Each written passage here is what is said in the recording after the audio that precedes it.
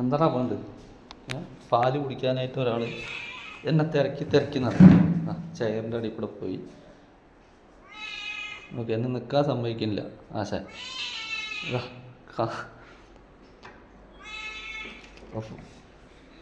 Fridge തുറക്കുമ്പോൾ ഇതാ തിരക്കണ്.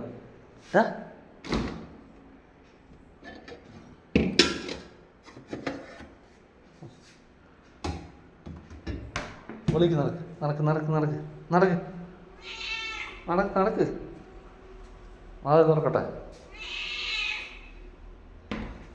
പോകേണ്ട വഴിയൊക്കെ മൂപ്പര് കറക്റ്റായി നിൽക്കും.